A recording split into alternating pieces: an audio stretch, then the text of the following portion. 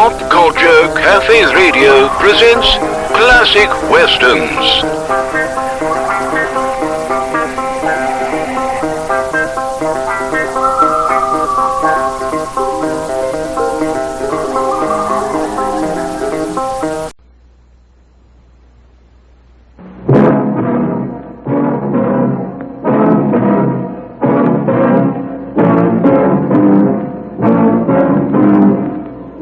I don't need a gun for you, mister. You're all eaten up with fear and hate. The most you can hope for now is a fast death.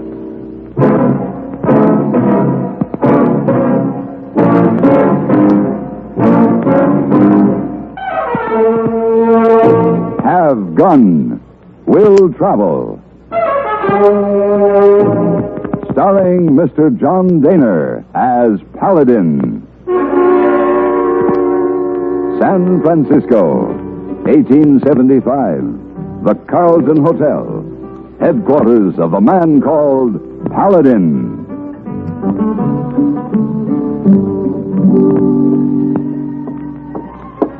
Mr. Paladin? Oh, yes, Miss Wong. You want light for a cigar? Oh, I didn't realize I hadn't lighted it. Thank you. I noticed you sit here a long time and study item in newspaper. Yeah, sort of turned back the clock. Oh. This is the Hammond Sentinel, last week's edition. Now, read you the item. Oh, Deathbed confession clears Ed Stacy. Dying of gunshot wounds suffered in a futile attempt to rob the Overland stage.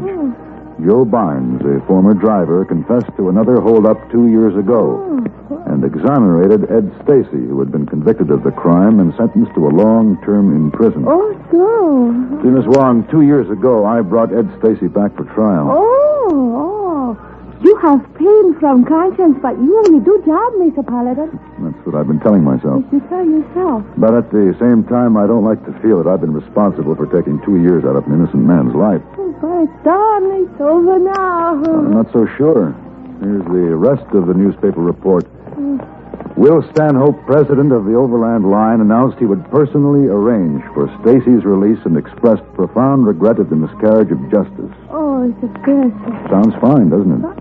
Oh, he does. He's very fine. Well, that telegram you delivered to me a half an hour ago was from this same Will Stanhope. Now, what did I do with him? I don't know. Oh, now, here. Listen. Need you. Life in danger. Oh. Come at once. My, how unfortunate. Oh, what you plan, Mr. Paladin? Well, he says at once. At once. I guess I better get started.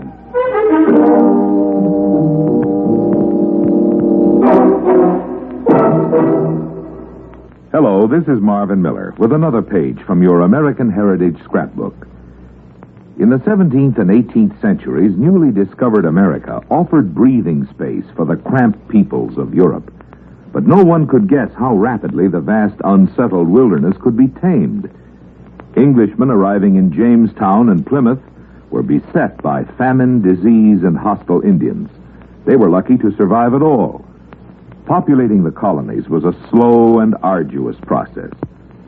But due largely to the great Puritan migration from Europe, by 1641, some 50,000 English settlers had reached North America. 75 years later, this continuous migration from Europe and the British Isles had brought the colonial population to 435,000.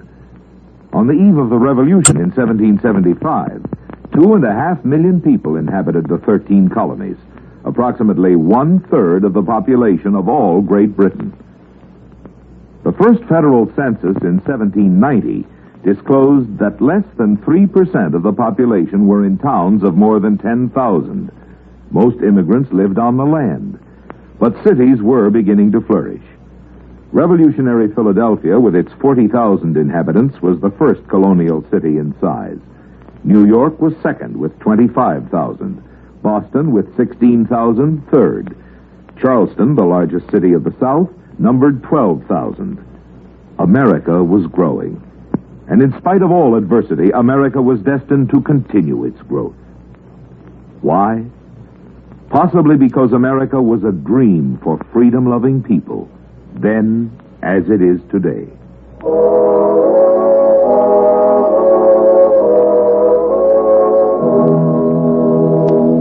trip to Hammond wasn't exactly a pleasant one. Before I reached town, my horse foundered, and I walked the last 3 miles carrying my saddle and bag. I was exhausted, but the matter seemed urgent, and I'd already wasted time, so I went directly to the Overland Stage office.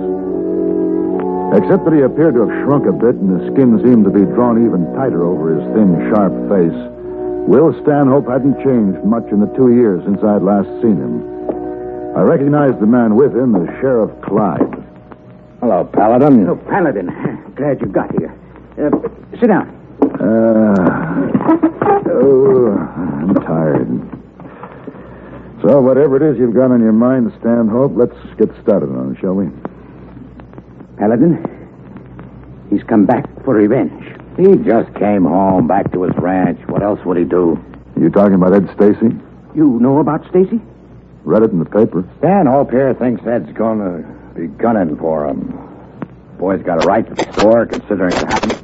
I say if we try to make it up to him, show him we're glad he's back, he'll cool off. I agree. Let's wait and see, huh? Wait for him to kill me, I suppose. Well, all I know is I can't arrest the man for what he's thinking. Gotta get back to the office.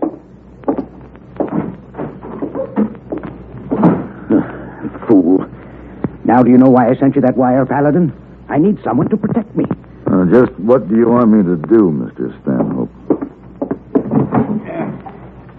There's $3,000 in this envelope. If Stacy could be persuaded to leave Hammond for good. $3,000 is a lot of persuasion. Use whatever you have to and keep the rest. I wouldn't even care if you kept it all. As long as I never had to worry about Stacy again.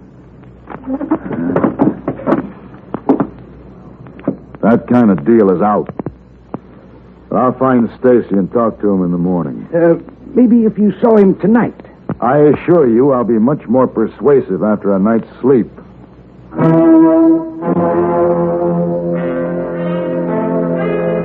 I was just settling down to get that night's sleep when I heard someone in the hall outside my hotel room, and a splintering sound as the flimsy door gave way to pressure. I made a try for my gun, but it hung just out of reach. Paladin. Who are you? My name is Ben Stacy. You and me are going to have a little talk. Ben Stacy? We're going to have a little talk about the way you and Stanhope railroaded my brother. Ed? I wasn't his judge and jury. I did the job I was paid for. You're wrong, mister. You ain't been paid yet. I'm taking care of that right now.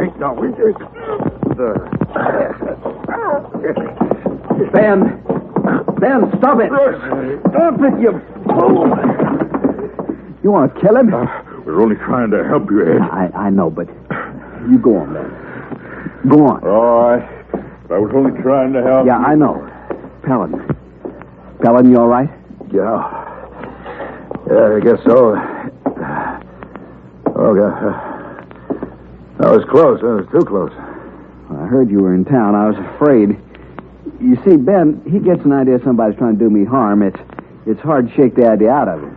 Well, why didn't you let him finish the job? It might have saved you some trouble. I don't see there's any trouble between us. There's going to be. If you don't leave Stanhope alone. Me leave him alone? That's right. You got things backwards. Why don't he leave me alone?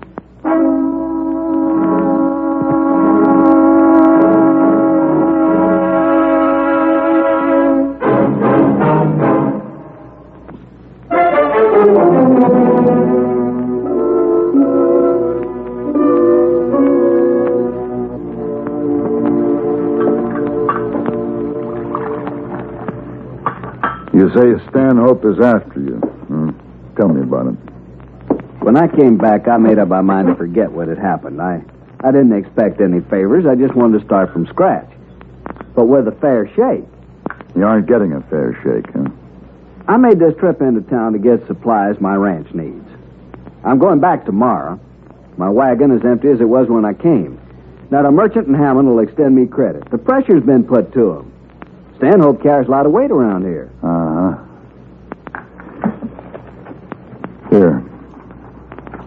What's this? From Stanhope. $3,000. I don't get it. I think I do. You're his conscience. You bother him. His conscience? Why the price tag on it? There's a condition. What? You're to leave Hammond. How come? Stanhope believes you're going to kill him. Oh, I thought about it. I was going to make him pay for every rotten second. And now? Now, he's just a sniffling, scared little man he's not worth going to prison for. Now, take his $3,000 back to him. His conscience is going to stick around and bother him for a long time.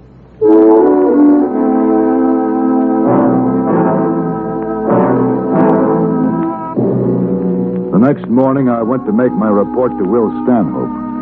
There was a crowd gathered in front of the Overland office. Debris littered the street. The windows were broken, and the door was ripped off its hinges. As I walked in, it sounded as though somebody were tearing the place apart. Somebody was. Big Ben Stacy was on a rampage. Sheriff, stop him! He's gone crazy! Sheriff! Ben, I order you to stop. Ben! No, Clyde! I don't shoot.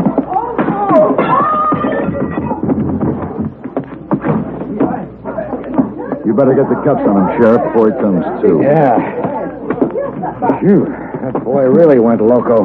He'd have killed me. What happened? Somebody told me... Ben. He'll be all right, Ed. Sorry, Ed. Gonna have to lock him up. Ben do this? Yeah. Ben's a simple guy. Easygoing as a rule. Only one thing sets him off. It's always been that way ever since we were kids. Easy, Ed. Ben don't like seeing anybody shove me. All right, what started him off? Well, I gave him a letter. A letter? It was for you. He read it and busted loose. Well, what was in the letter? It was a delinquent tax notice on Ed's ranch. He's threatening foreclosure? For $3,000. Taxes haven't been paid for 2 years. You know why they weren't. Couldn't you have waited? Routine business, Paladin. I'll handle it my way. You're handling it Stanhope's way. Now, look Everybody in town's handling things his way, and I'm up to here with it. Easy there, boy. I was willing to forget that Stanhope in this town cost me 2 years out of my life. I just wanted a chance to start over, but you won't let me. You're pushing me around, treat me like I was really a criminal. Now, Ed, this is... A man can take just so much pushing around, Paladin. You gonna take my brother to jail? I have to, Ed. All right. Stanhope, we'll play this your way from now on. Since I've already put in 2 years for nothing, I got something real big coming right out of your hide. Yeah, you heard him, Sheriff. He threatened me. I demand protection. You'll get it when I see that you need it. Paladin? You didn't play straight with me. You didn't tell me you were trying to crowd Stacy out. Well, I gave you that $3,000 for him. After setting him up so he'd have to take it and leave town or lose everything. I had to do it, Paladin. He would have killed me. He didn't want any part of you. But whatever happens from now on, you can blame yourself, Stanhope. Here. Your money. Hire an army with it.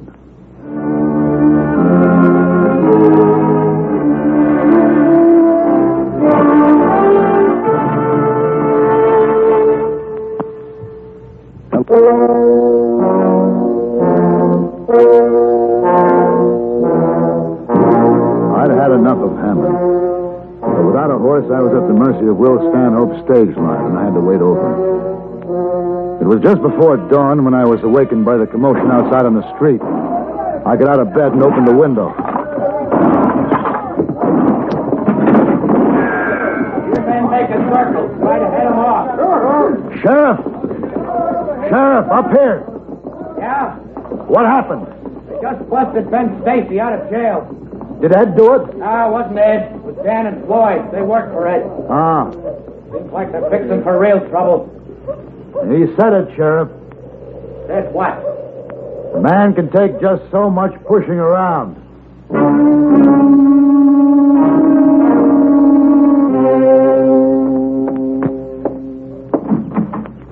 Morning, Sheriff. Morning. Your men bring in Stacy? No, clean getaway. You leaving on the stage? Yeah. You know you'll be sharing your seat with a shotgun rider? Shotgun guard riding inside? Was it something new? Stanhope's orders. Oh. Oh? The trap. He figures now that Ed and Ben Stacy will hit one of the stages sooner or later. Wants it to look easy for him. Mr. Stanhope has a talent for conniving. Yeah, he wants to get him real bad. He even offered a reward. Before they've done anything? Well, it says for catching or killing anybody who tries to hold up an overland stage. Guess we know what he means. $3,000. At the Three Forks station, we had a 10-minute stopover to change teams. I went inside to have a glass of rye. The place was empty, except for the bartender with his hands high, and Ed and Ben Stacy with their revolvers leveled. Don't try anything, Paladin. Using up your 2 years in a hurry, aren't you? Didn't figure them as any more than a deposit. Why waste them on me? Not you, Paladin. The stage. Dan and Floyd are taking care of it right now. I'm just making sure nobody bothers us. Hey, Ben. Yes, Watch from the door back there. sure. You, bartender. Keep your hands up and your mouth shut. Driver and shotgunner out of the way. Stanhope had you pegged. He pegged me 2 years ago. You ever hear the one about if you have the name, you might as well play the game? You don't have the name yet. It won't be long now. Well, this time there'll be no mistake about it. This time you'll serve out your sentence. If they get me. Well, they'll get you sooner or later. Not before I make Stanhope sweat. You going to make a fugitive out of Ben, too? Why don't you shut up? Big, simple Ben, whose only concern in life is protecting you? When a posse comes after you, do you figure him to stop the slug meant for you? Helen, you got a big mouth. And you've got a small brain. Taking this risk for some stupid idea of revenge. Revenge against a man who isn't worth it to begin with. Hey, Ed, Floyd, and Dan, they're coming. They got it. Well, let's go, Ed. We got the strong box. Put it back, Dan. What? Put it back, I said. You gone crazy? You think we went through this whole thing for nothing? For the last time, put it back and cut out. We'll cut out, but we're taking the money with us, huh, Floyd? Listen, you want to stop us. If I have to. Don't try it.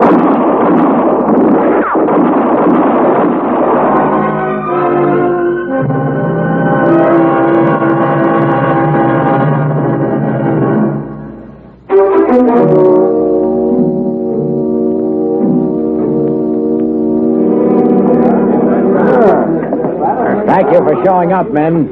This won't take long now. This is the deposition of the bartender at Three Forks Station, witnessed by Mr. Paladin here.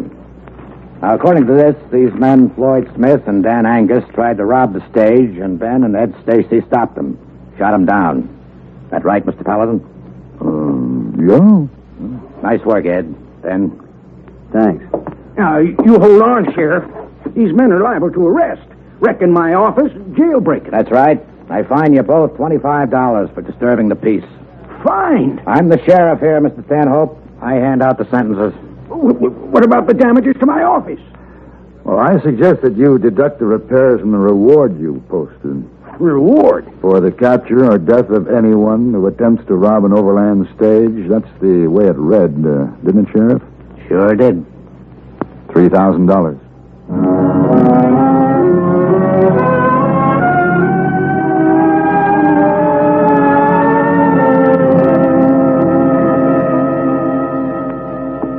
Coffee, Mr. Paladin. Oh, well, thank you, Miss Oh, Wong. thank you. It's nice to have you home. You see a cause of justice was served. Well, I think so, Miss Wong. Of course, there are those who might question. Oh? You see, there was a little matter of convincing a certain bartender that he didn't see what he thought he saw. For a certain sum of money, you understand. Oh, yes, sir. I understand. Bribery. Now, Miss Wong, at any rate, I believe I can truthfully say that Truthfully said. I have no pain from conscience.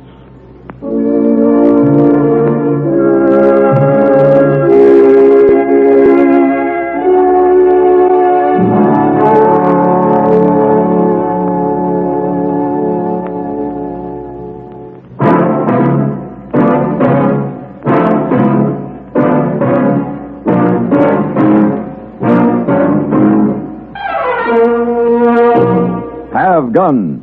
Will travel. Created by Herb Meadow and Sam Rolfe, is produced and directed by Norman McDonnell and stars John Daner as Paladin, with Ben Wright as Hayboy. Tonight's story was written by Albert Alley and adapted for radio by Ann Dowd.